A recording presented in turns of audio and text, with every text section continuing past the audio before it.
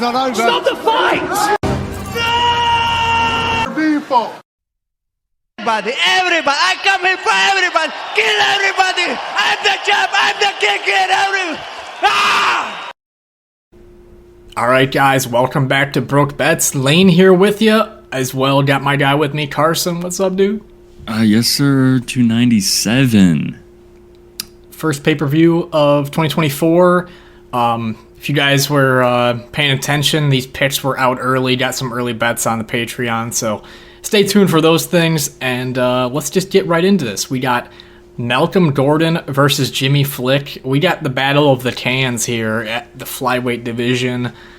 Strange fight, but I think they're just trying to force Canadians on this card. And man, it's how do you even make a pick in this fight? Can I pick for like both of them to lose?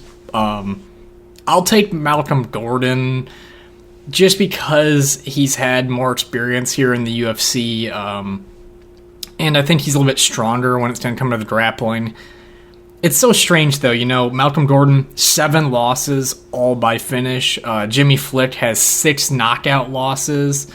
And, you know, at flyweight, that is just awful. You shouldn't be getting finished at that high of a rate at flyweight. I do think that Jimmy Flick has a potential to be like a better submission grappler in this fight, but Gordon is a black belt himself. He defended some submission attempts from Makayev, and I feel like they're going to be clinched up a lot in this fight, and I think top control could go the way of Gordon, so I'll take Gordon here by it's going to be hard. I'm going to go by decision. I know they're getting finished so much. I don't think they're good enough to hardly even finish each other, so what do you think? Yeah, I mean, both these guys are coming off of 2 finished losses, so gotta think whoever loses here is probably gonna get cut. Yeah, I mean, I guess I'll go with the hometown guy with Gordon, but yeah, it's tough to make a pick here. Both of them are getting finished so often, but yeah, like you said, I don't know if they'll have the ability to finish each other. Gordon doesn't have many KOs. Most of his wins are by submission, but Flick's never been submitted before. He's typically getting KO'd, but I just don't think Gordon will be able to KO him.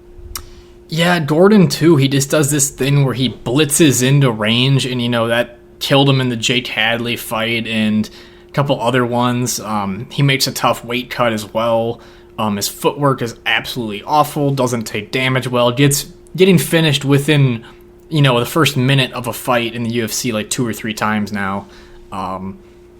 But Flick, I don't know about his commitment. He's got no head movement. Doesn't seem to have much power in his hands. You know, he's just kind of a arm triangle specialist with his submissions in the past. So, yeah, gonna sit with Malcolm Gordon here. Absolutely horrible fight to kick off the UFC 297, but it'll be laughable. So, yeah, Gordon by decision. Okay, for the next fight, we have Jasmine Jasudavicius versus Priscilla Cachoeira. Striker versus grappler matchup. Gonna take the grappler here in Jasmine. Cachoeira just hasn't shown that she can defend takedowns. She's a little bit tall and uncoordinated with her legs, it looks like. Like, she cannot sprawl to save her life. And once she's on the ground, she's stuck on the ground. So, I do think Jasmine wins by decision. She's a decision girl. I actually think it'd probably be more likely for a ground and pound finish than a submission for her here because she's kind of a control-based grappler. And I think she just gets those body lock takedowns and maybe she goes to the legs. But she was taking down Tracy Cortez in the second round of that fight. Historically, you know, took down Miranda Maverick. She's doing well against these people. So feels like a pretty easy set him up, knock him down, as long as she doesn't play the striking game too much, because Cachoeira does have a little bit of power in her hands, so, yeah. Yeah, it seems to be a fight catered towards the Canadian here with Jasmine. Yeah, Priscilla just has no takedown defense. She's been submitted 3 times, but yeah, I mean, Jasmine only has 1 submission. I don't really feel she'll be able to find a submission on the ground. Probably a decision would be my guess here. And her only submission defense, if you go back and watch the Gillian Robertson fight, was trying to eye poke Gillian Robertson while she was getting choked out. That was her defense to choke. So not a good. And she has a tough weight cut. Cachoeira does. So. True. All right. Well, yeah, simple as that. Jasudavicius by decision. Okay, for the next fight, we have Yohan Lainesse versus Sam Patterson. Another Canadian matchup, or another Canadian fight here. Interesting matchup. I'm going to go with Yohan here by a first-round knockout. Maybe it's a little bit too easy to say that because Sam Patterson got knocked out by kind of an unconventional knockout, is what I would say, with the Yanal KO. He's falling backwards, gets clipped with a heavy punch on the way down, and then he hits his head off the canvas as well. So it's kind of a mix of a knockout. But this dude keeps his chin up too high in the air. Physically, like, his shoulders don't protect. I mean, even look at his picture here. Like, when fighters are in their stance, they shrug their shoulders and their chin sinks in between it. For him, his shoulders stay super far down and his chin sticks super high up, and just leaves a huge target on his chin to get fucking smacked. So he doesn't take his head off the center line. He looks a little bit slow in there because of his height and size, and I think he's going to get clipped, is my honest opinion. So I'll take Lainesse by a first round knockout. Yeah, Lainesse has a ton of power, but we've seen his gas tank doesn't hold up really well, especially in that Gabe Green fight. You could see him just slowing down after that first round and then eventually just giving up in that fight, it felt like. So, I think Lainesse will be able to find that chin sitting up in the air on Patterson and knock him out in the first round, but if he doesn't, I think Patterson could win this in the second or third round as Lainesse gasses out. Right. And I think the under is very live in this fight. I mean, hopefully it's set at 2.5. I feel like 1.5 is a little bit too close because Yohan won't fully fade beyond that point. It might be at the exact 1.5 marker where he decides he wants to give up, and you'll lose your money on an under 1.5. So the grappling advantage in terms of submissions too goes to Sam Patterson, in my opinion, having that height, arm length. And, just a better ability, I'd say, for submissions on the ground. And Lainesse, he'll get tired in the grappling if that's the case as well. Maybe a little bit easier for him to give up a submission in that instance. But first round, the unconventional power of Yohan, his weird way of punching, overexerting, I think he just clips him. So, yeah, give me Yohan KO round 1. Okay, for the next fight, we have Gillian Robertson versus Polyana Viana. Taking Gillian Robertson, just a very solid submission grappler, winning. You might have to double check this for me, but I think it's like 10 of her 12 wins or 11 of her 12 wins are won by submission. So I'm going to take her by submission here. Polyana Viana, decent fighter, decent BJJ, decent tits, but overall, just I think lacks like the striking to really like dominate, and the takedown defense to keep it on the feet. So I think Gillian can find a takedown. Polyana's takedown defense is only at 43%, and Gillian just works as one of the round. That's how I see it. What do you think here? Yeah, I mean, Robertson has 9 wins by submission. I feel like Viana doesn't have a great takedown defense, and she'll just lay on her back at times. So, yeah, I feel like Robertson will be able to get takedowns and work a submission here. I just don't feel like Viana's submission defense or takedown defense game is all that great. Yeah, she's got arm bars in her resume. It's going to be hard to hit one on a girl like this here. And she got pieced up against Lucindo, but also when the fight went to the ground, she looked like she was mentally broken. So I imagine if Robertson gets her down for enough time, soon she'll mentally break her to the point where she'll find something as well. So, yeah, Robertson, submission, round 2. Okay, for the next fight, we have Serhiy Sidey versus Ramon Taveras. I'm not sure how you completely say it, but I'm going with the underdog here in Taveras. This dude, his boxing's so crisp. When these guys fought each other the first fight, it really felt like Ramon was hitting these really heavy shots on Sidey over and over again until, he did get stunned by a jab and dropped. Obviously, it was a bad stoppage, but he did get rocked. You have to consider that. I just feel like in the first round, he's going to really want to take control of this fight just like he wanted to in the Contender Series, come out, heavy boxing style, and I think he gets a first-round knockout. It's his style. He's got great timing. I don't want to say he reminds me of McGregor exactly, but he does move pretty well, similar to McGregor. So what do you think here? Yeah, I feel like this is going to be a war for as long as it lasts. You see Taveras was willing to go in those 50-50 exchanges and go into a firefight. He's got a really nice left straight, and you saw the left hook in his last Contender Series fight as well. So he's got a ton of power. Both these guys do. Sidey, he has decent kicks. Ramon, in their first fight, felt like he was just eating those head kicks and body kicks. I feel like Taveras can time one of those and go in the pocket and win an exchange there and knock out Sidey. That is Sidey's thing, Nick. When I look at these two guys, too, something I think about, and this is in my notes, is I feel like Sidey is going to be like a solid overall UFC fighter, but I think Taveras has a higher ceiling and potential in his fight game with his style. And I think in the future he'll be a better fighter. Sidey, he fights behind those kicks and that range, and his chin has held up pretty well.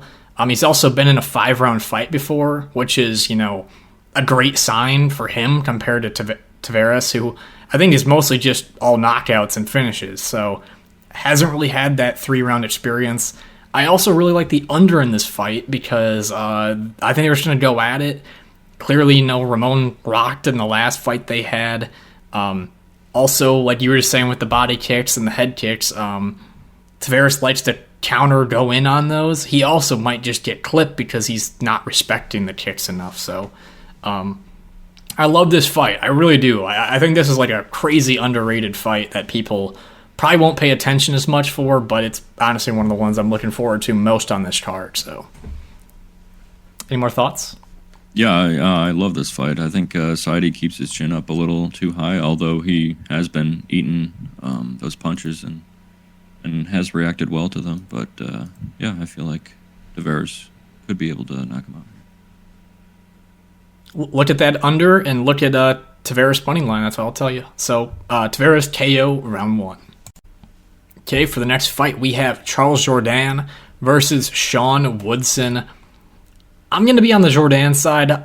I don't love this fight in terms of the odds. I feel like this is actually a pick'em type matchup because if you guys just know Sean Woodson, he's in these weird fights all the time. He's built like a goddamn alien. And, he can either dominate someone or, not look great, make a competitive fight. And I feel like Jourdain, although he's very good, he a lot of times doesn't fully pull away from fighters in fights, and he plays them a little too competitive. So I'm going to take Jourdain by decision.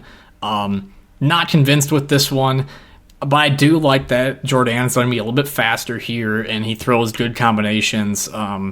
But if Woodson gets momentum, pushes him on the back foot, works the body, it could be really hard for Jourdain to stay in this fight. So what are your thoughts? Yeah, it's a tough matchup. Sean Woodson has like a 9-inch reach advantage and's got 4 or 5 inches of height on him. I just looked back at Woodson's Saldana fight, and it compared to a lot of his other fights, it's just confusing how that one went that way. I feel like if Jourdain can get on the inside and land some good combinations, if he'll be able to stun Woodson. Woodson's never been KO'd, but was pretty much KO'd in that Saldana fight. Right. I feel very weird about that one, too. Like, he was just getting dropped by a single counter, no follow-up shots by Saldana. That one was also at the Elevation. I remember that was UFC 278 with Usman Edwards and at Elevation. So I'm not going to say his chin failed because of Elevation because I don't think that totally makes sense, but maybe played a factor. Again, I'm curious with how this one goes. Woodson's just built so weird. I think Jourdain won't be able to really take him down because it's hard to take down a dude when his hips are so high on the cage like that. And, I'll stay with Jourdain. Yeah, I feel like Woodson will just be playing the outside game and try to use his length with his jab, and Jourdain will be trying to get on the inside and land those combinations. I feel like this fight goes longer. Both these guys have only been finished once, but it was each of them a submission. So right. I don't really feel like either one of them will get a submission here. So if they set the over at 1.5, I'd consider it. But other than that, not really looking at anything. Right. Exactly. Okay. Jourdain by decision. Okay, for the next fight, we have Brad Katona versus Garrett Armfield. Man, I really wanted to play Garrett Armfield here, but I just can't. I'm going Brad Katona. The reason why I say that with Garrett Armfield is because I do think in the first round, Armfield will look really crisp. He'll be touching Katona a lot. You go back and watch that Cody Gibson fight, and even some of the tough fights with Katona, and he's getting hit quite a bit early, but his cardio is one of his main weapons. Doesn't slow down.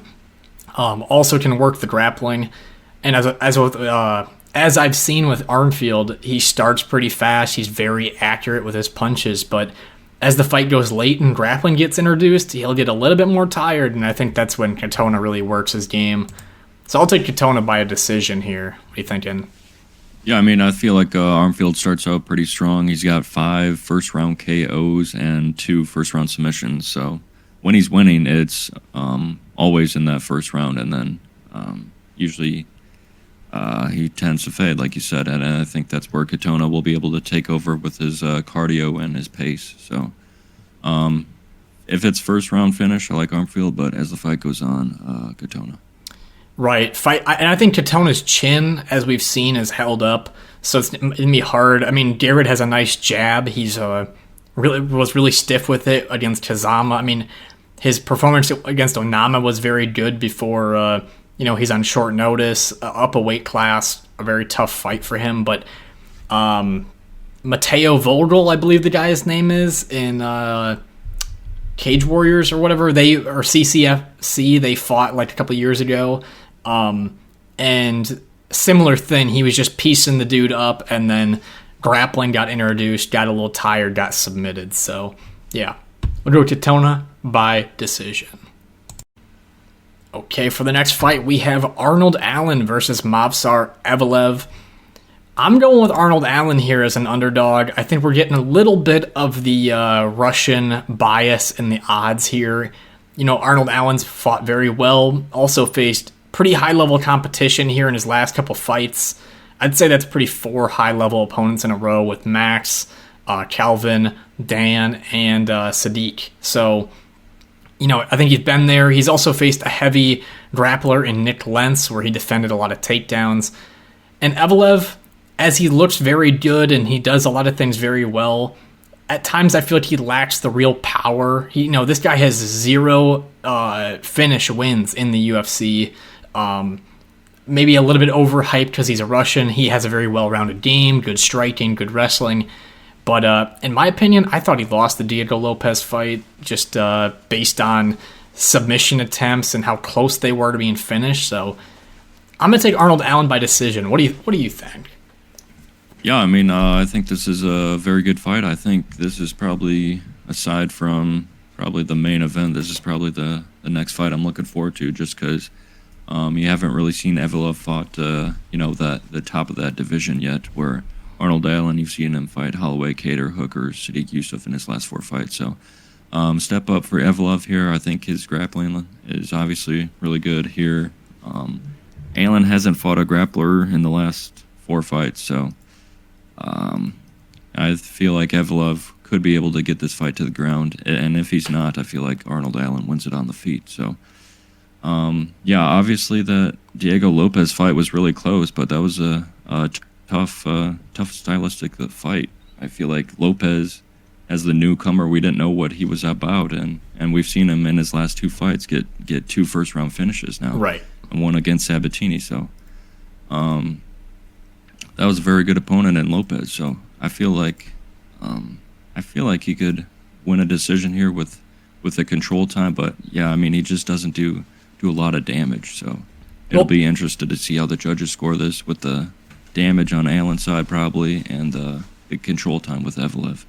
I think one of the knocks on Allen is that this dude actually has like really big power. I mean, like, even look at the Holloway fight in the first, second round. Like, he cracks him with some big shots. We all know Holloway has a great chin, but, like, he's got big power. He just doesn't get a lot of these finishes. Like, he rocked Sadiq twice in that fight, just didn't finish him. Obviously, he finished Dan Hooker, Calvin Kattar knee injury, but was still piecing him up. Yeah, the big question, those takedowns. I do think Evloev has an amazing setup for his takedowns, but not a lot of damage being done on the ground. I think a lot of it will happen near the cage where Arnold Allen can get up. Dan Ige got up quite a few times in their fight. He got tired versus Hakeem late in that fight. Split decision with Nick Lentz. It's not all polished, and I just think I like Arnold Allen here, and I'm going to bet him at some point. I think the line will keep floating in Evloev's direction just because of undefeated record Russian and that kind of thing. So yeah, we know how that goes with the Russian and how their line tends to move. I feel like Allen is really, really muscular. He's not short, but I don't want to say his short, dad's a strong man. Stocky. Do you know that? Yeah. No, I didn't know that. Yeah, he has a YouTube channel, and his dad's a strong man, so I think he's been lifting weights for a long time. Yeah, he feels like he's super muscular and could be able to defend off some of those takedowns with muscle. All right. Arnold Allen by decision. Okay, for the next fight, we have Chris Curtis versus Marc-Andre Barriault. I'm going to let you make the call on this one. Yeah, I mean, I like Chris Curtis's game here. I like his takedown defense. I like his body shots, and he really works combinations in the striking game, which I really like. He's, what's his takedown defense? I don't know it percentage-wise, but... It's really boosted to that Rodolfo Vieira fight. Yeah, yeah, he was 0 for 22 on those something takedowns. Like that. Yeah, I feel like Curtis will be able to fend off takedowns and stay away from the cage and win the striking match here against Marc-Andre Barriault. Yeah, I got a bet in here on Chris Curtis at -165 for 1.25 units. It just feels like Chris is just so much more dangerous in the striking, and Marc-Andre's defense and doesn't move his head super well. I feel like Chris has just got a lot of power in his strikes. Like you said, the body work could really mix it up, and Marc-Andre's main tool is his cardio, and he likes to push people up against the fence, and I just feel like Chris Curtis is strong enough to hold his ground and deal the damage back. He does have his shortcomings, Chris Curtis, getting a little bit older now. Not the highest volume striker, as we've seen with the Kelvin Gastelum fight. He fell behind. The Jack Hermanson fight, he fell behind in striking. I still like him by a knockout, though. I just think that Marc-Andre doesn't show me enough. He's like a well-rounded middleweight, but he doesn't really have an X factor in his game, and I feel like Chris Curtis just has a big power advantage. Also, I like the matchup of Jim's Extreme Couture versus Killcliff. I'll take Extreme Couture and the Sean Strickland boy and Chris Curtis.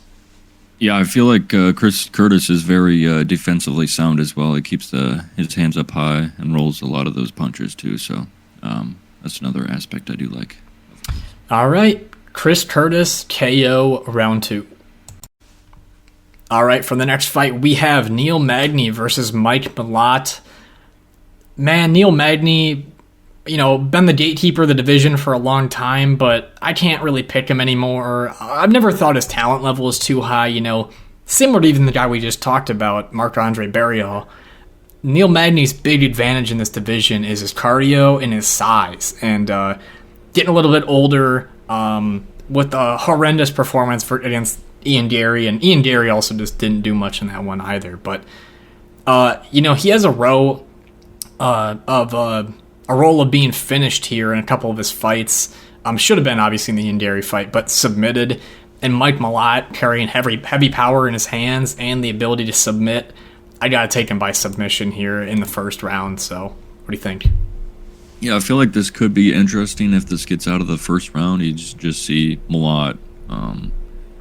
What does he have? 10 wins? 10 wins, and 9 of them are by first round. The only one that wasn't was his last one that was a minute into the second round. So Neil Magny, he's been submitted 6 times. 4 of them are in that first round, 2 in the second. So I feel like that's where Malott will be able to take advantage early and be able to get him on the mat and eventually submit him in that first round.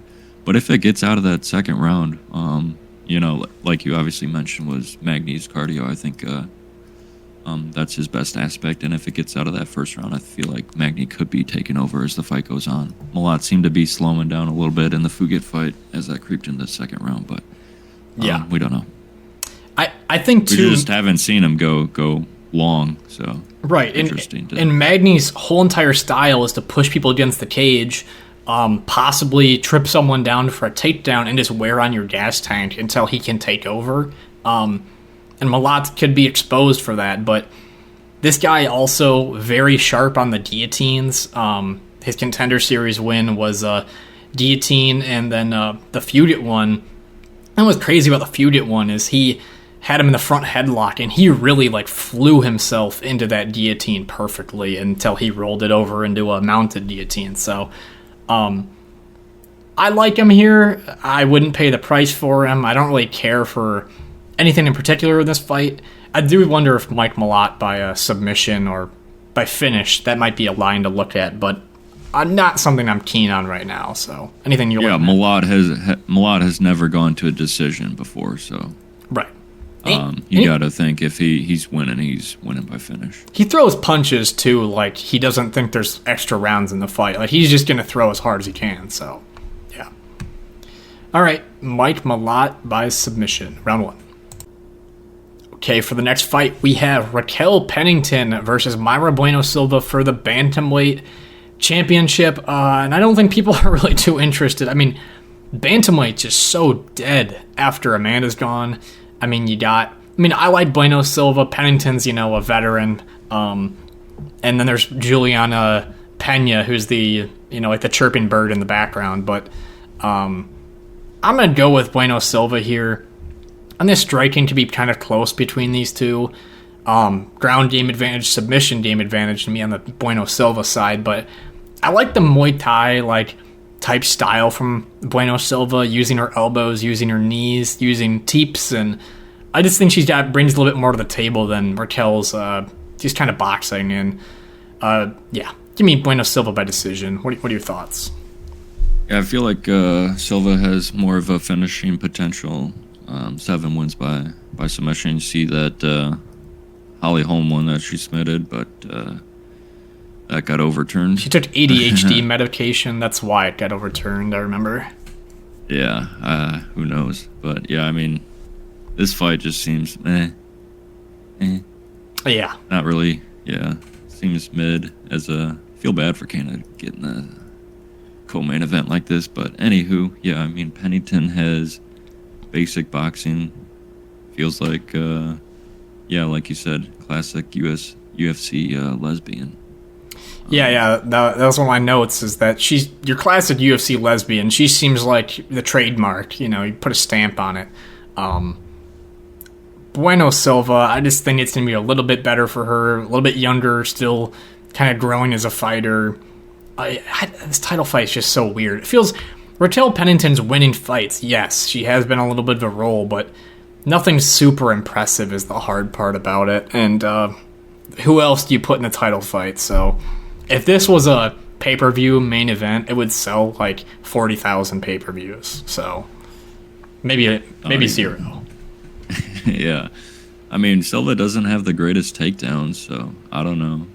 I think we're going to stand up fight. She's really dangerous on the mat, but I don't know if she'll be able to get it there. Yeah. And Raquel's got a nice little gut on her, too, to be defensively sound. That helps. Again, that's like another classic UFC lesbian thing, like slightly out of shape. But anyway, Bueno Silva by decision. All right, guys, welcome to the main event prediction. As always, drop a like, subscribe, leave a comment down below who you picked, what your thoughts are, your funniest Sean Strickland quote, anything. Sean Strickland, Dricus Du Plessis, middleweight championship. I like Sean Strickland. And I just think it's going to be a matter of him being a little bit more technical, obviously way more technical, and Dricus being a bit too reckless. And I know you have some thoughts on this fight, so I'll just let you go right away as well. Yeah, I think we might be arguing here a little bit. I think Dricus is gonna bring it to Strickland early, and I feel like he'll eventually be able to get a KO. I mean, you see Dricus, he's only gone to one decision, so he's obviously finishing his opponents in a first or second round typically. So if it gets out of that, yeah, I feel like it'll be Strickland as the fight goes on. But I think early, I like Dricus quite a bit here. But yeah, I mean, Strickland's only been KO'd twice, but you see, obviously the Pereira one stands out. But yeah, Du Plessis just has a strange, awkward striking that is tough to train for, and I feel like eventually he'll be able to find a KO in that first or second round. I just feel in this fight, the weird thing about it is that like Sean's overly technical but not enough reckless at times, and then Dricus is overly reckless and not enough technical. So it's like, I love the matchup style. It's awesome. So like Dricus is, if he's going to win this fight, it's probably going to happen in rounds 1 or 2. Whereas if Sean wins this fight, it's probably rounds 3, 4, 5 decision. And to me, what stands out, Sean, as we all know, is that guy who's faced a million people in sparring. And the thing that could get him caught is that he's so used to sparring that Dricus, compared to Izzy, who we just saw face Strickland, Izzy let Sean pretty much just outspar him the whole entire fight. He never committed to punches, never fully committed to anything. Dricus will commit to every single punch he throws for a knockout blow. So that's what you're looking for there. But Sean, good on the back foot as a fighter and good on the front foot as a fighter. And he may be on the back foot for the first two rounds, but as time goes on, Dricus gets a little tired. Sean not going to be going to the ground here, but Dricus might try to take him down. Will get Dricus more tired, I would imagine. And Sean, you can't really recover against this guy because he'll just pressure you when he senses you're tired. I'm going to go with a Sean knockout in round 4, and I'm going to bet it here, but I'll turn it back over to you so I don't talk for 10 minutes straight.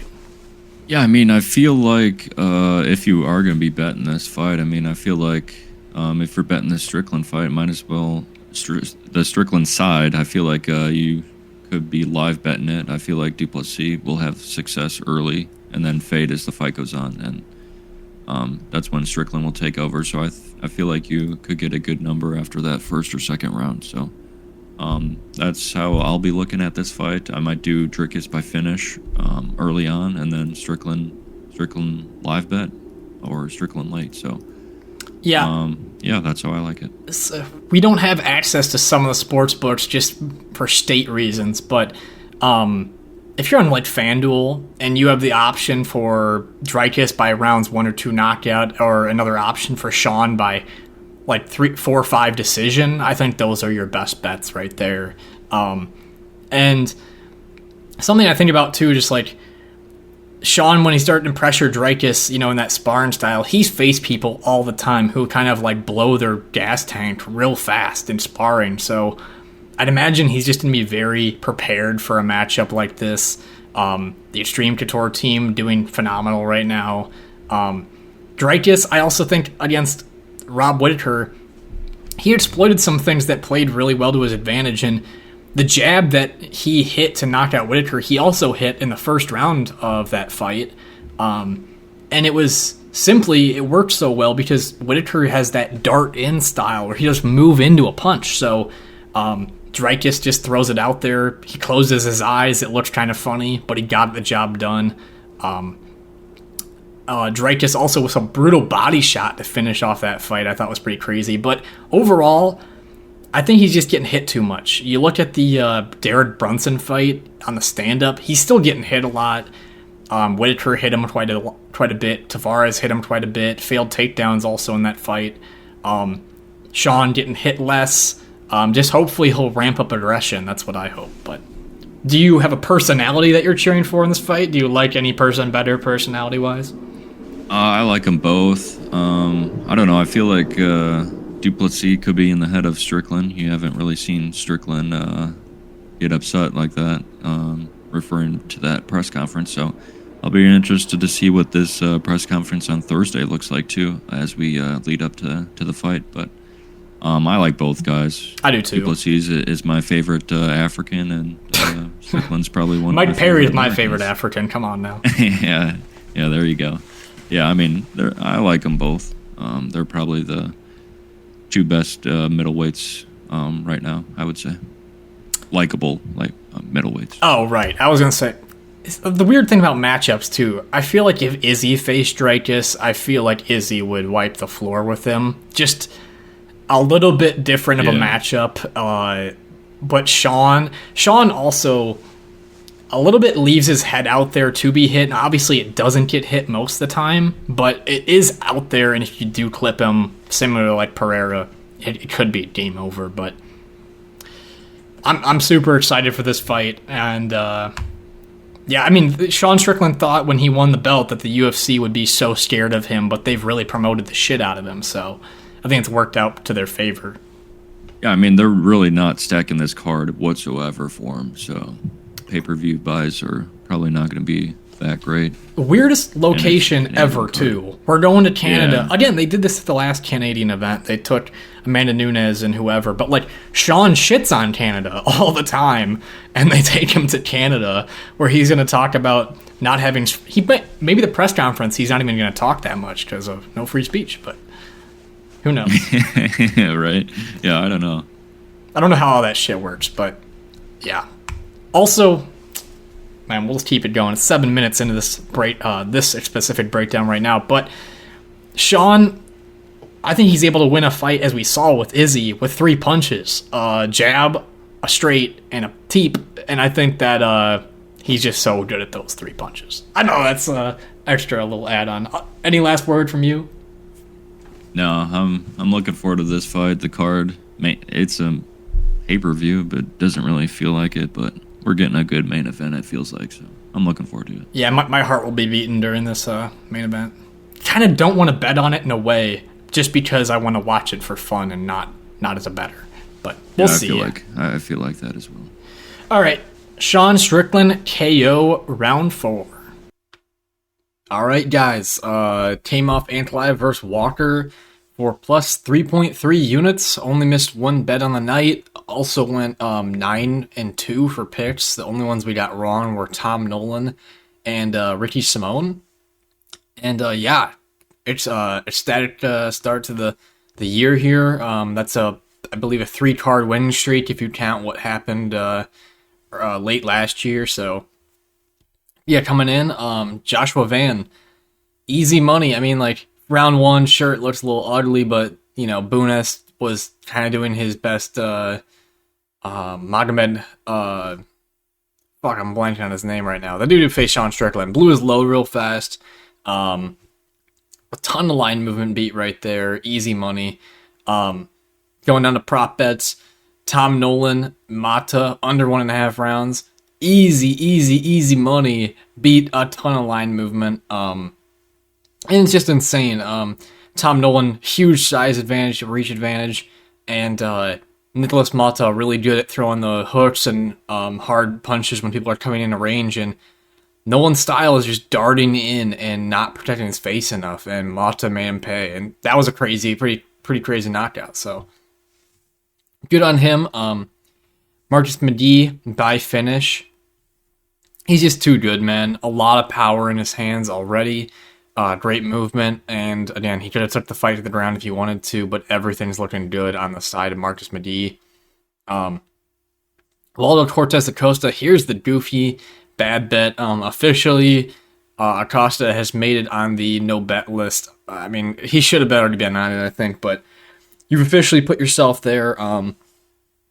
You know, like, not fighting pretty much the whole fight, and then, like, you know, playing the game of, you know, I'm winning, and as a minus 700, you'd expect someone to come out and get a possible finish, but just fought like an asshole. Didn't do anything most of the fight. Lost a round, and I think he could have easily KO'd Arlovsky if he just did basic jabs and not these crazy hooks that missed by a mile. So, yeah, it's whatever though. You know, other good points on the fight, so or on the card. So next, Jim Miller by finish. You know, I said in the bets video that I didn't place this one. Well, Carson convinced me, and I ended up playing it as well.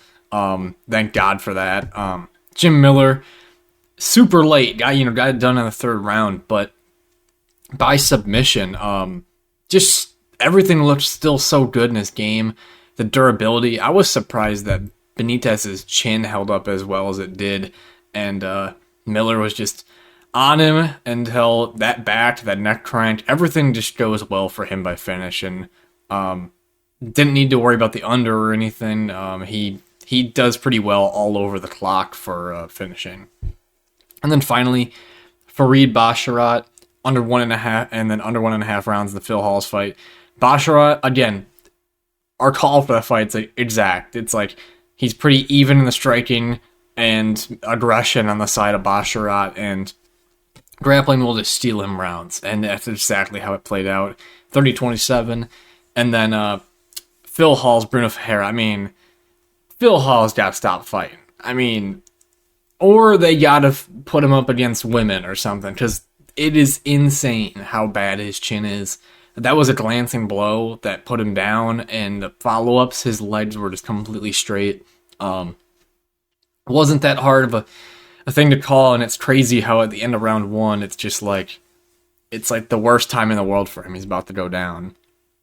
Other fights that I think were crazy good, the Ricky Simone Batista. Mario Batista is a motherfucker, man. That fight was phenomenal. Talk about scrambles, just doing everything, kicks, punches, combos. He looked incredible. I love that fight. Got Preston Parsons right as an underdog. That was a nice little one. Obviously, Semmelsberger's a bit inconsistent for everybody. A little side bet on Gene Silva by knockout, and that paid out. And then finally, I made a little odds line movement calculator. As you know, I was curious. I'm like, I need to keep track of this stuff a little bit better.